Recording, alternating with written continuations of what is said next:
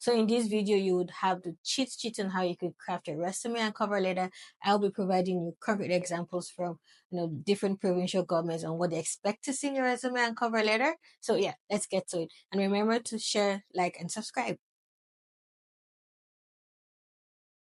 There are some key things that you should remember whenever you're crafting your resume or you're modifying an existing resume. The HR personnel or the hiring manager only takes minutes to actually go through your resume and cover letter. And so the onus is on you to actually make sure that you're communicating as effectively as possible to show that you meet both the education and the experience requirements. The HR professional or hiring manager doesn't have time to interpret what you're trying to say and make inference. So you have to be as explicit as possible. Another thing is that when you're doing different government job applications, the instructions may vary in terms of like what they would want to see included in the resume. So it's very important that whenever you're filling out an application for whatever government, you should pay close attention and go look for their guidance on what should be included in your resume. In some cases where your resume has to be included as a PDF, there are things like the job ID and other things you have to have included. While in other cases, if it's embedded in the application, just like this one, then you will have to create a plain text resume. And so creating a plain text resume simply means creating your resume in Word doc without any formatting. So whenever you paste the plain text resume into this application, then you can do all of the formatting. This is one of the sample resumes from the government of BC. And before we go into analyzing what makes the resume really stand out, I'm going to take us back to the job profile, which we downloaded yesterday. One of the things I highly recommend when you're applying for a job, whether in government or in private, is to analyze the job description of the job profile to look for keywords. And that is because you want those keywords reflected in your resume. And also, you want to take note of some of the key responsibilities.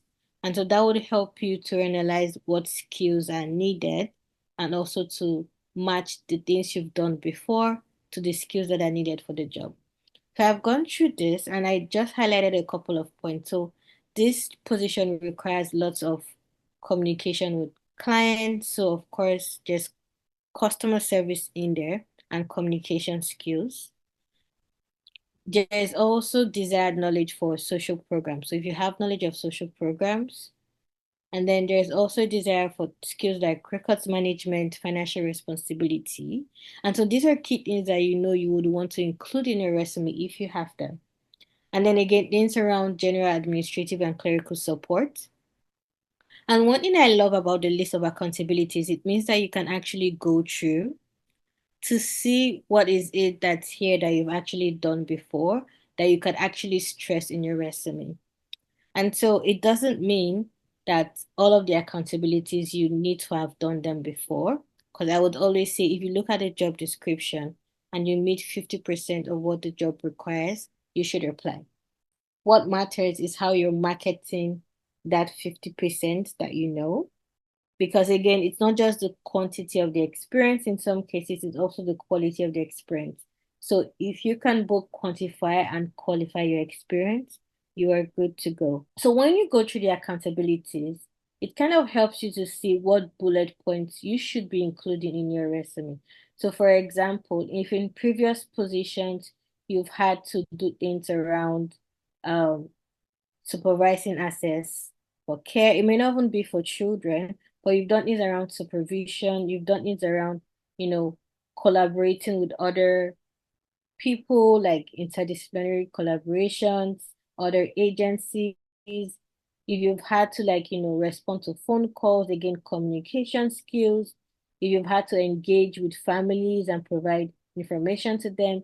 And in some cases, it may not even be in families, but if you've had to communicate with clients in some capacity and provide information to them, those are things that you want to be stressing in your resume. If you've had to coordinate activities, it doesn't always have to be with caregivers, but if you've done any sort of coordination. And one thing to note is your experience doesn't always have to be paid experience. So it also includes voluntary experience, which is also very important.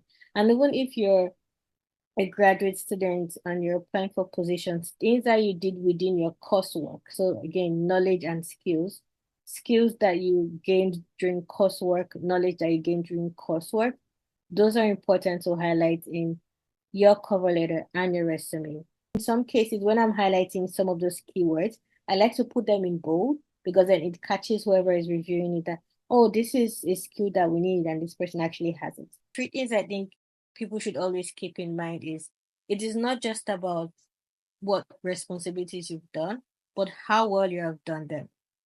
So whenever you're going through a job description, you should think around, have I done this before? Or have I done this something similar to this? How well did I do it? What tools did I use to do this? So especially again, if you're seeing in job descriptions that they require you to use certain databases or Microsoft Suite or how to manage files, statistical tables, like what were the tools that I used to do this? So that's another thing that you could also use to communicate your impact and the quality of what you've done before. Other things you could also think about when you're thinking about your responsibilities and how you could make sure that you're framing them as impact statements is what impact did my work have on the organization? What impact did it have on my customers or the clients I engaged with? What impact did it have on the project goals? What impact did it have on my colleagues? What impact did it have on, other people I had to work with, other teams I had to work with? So those are some of the things that you should try and emphasize. So it's not just writing statements around responsibilities, but also making them as accomplishment statements. And so you need to use action verbs whenever you're using bullet points in your resume. I really love this guide that's provided by the government of Alberta. And one of the reasons I like this is because they describe how you can use the STAR approach to actually frame bullet points in your resume. And then they also provide an appendix of, how you can actually identify what skills that you have and how you can best describe those skills, the accomplishments you've had in your previous job, and how you can summarize those accomplishments as bullet points in your resume. So this is one of the tools I would be including in the description of this video.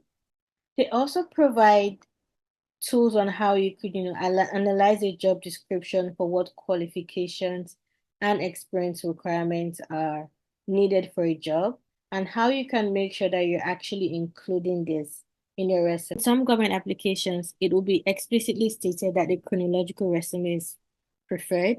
So please do pay attention to the details in terms of what details you require in the resume. And so taking a look at this, the first 30 seconds, which is usually like the first half of the page, is where you really need to make an impression. So your name, and one thing I like to do where I put my name is to also attach what my degree is. So for example, since I have a master's in public health, I would have MPH after my name and other qualifications that I also have. And this is because at a glance, you can show the hiring manager that you actually have a degree and actually meet the degree requirements for the job. So let's go to the career summary of this resume. So here you could see that the resume specifically includes how many years of experience. And so this explicitly shows that, well, if you have years of experience requirements in a job, I do meet the requirements. And then it also provides what training or what most recent training that they have that's relevant to the job. And then it also includes your strength. So when you look at some job applications in government, they would say 2 years of experience in this, 3 years of experience in this. And so this kind of highlights as a glance that I do have the experience or exceed the number of experience that you need in these different skills or in these different competencies. So that's why that whenever you're having a career summary, I usually recommend it's 3 to 4 lines. You should include how many years of experience that you have. You should include what key areas you have expertise in, and those key areas should be relevant to the job that you're applying for. And in most cases, I would always advise that, it should include keywords or key skills that have already been included in the job description. You go on to the employment history, where you must include, of course, your position, where you worked. And in some cases, if the position explicitly states that you will be providing some form of advice to executives or leaders, it's great to provide an overview of who you were reporting to and what aspects you're responsible for, especially if it's a supervisory position. And then if you look at the bullet points are very action based and they start with an action verb. Highly recommend that you do the exercise in the Government of Alberta guide, which I will be providing in the description, thinking about what was your impact to your colleagues, to your organization, to the job. And something that I've come to realize is that, the job title for what you've done before may not be the same as what's required for the job. So again, this is a team assistant, team lead, or an administrative position. But let's say in your previous job, you had a very different job title. So what I would do, because again, sometimes people do not realize that, oh, it's the same job, but a different job title. I would actually put my actual job title. So I would put something around administrative assistant, stroke, team assistant or whatever it is that they are describing in the job title. Because again, sometimes people just screen through the job titles and they're like, oh, this person hasn't even occupied this position. Whereas it may be the case where you have already occupied the position, but it's just that you're using different job titles. And of course, something that's important is, your education. Um, Always indicate if you have a bachelor's, master's again, because you want to make it clear that you meet the educational requirements. If you graduated with honors. And something that I personally also like to include is professional development. And so if you have like training ongoing courses that you're doing or certificate programs that you're doing, it's good to include them. And of course, if you're a member of relevant professional associations, you have to include it. And then volunteering is also something you can include. So if you have um recent related volunteering experience that's relevant to the job, that is something that you should also include in your resume.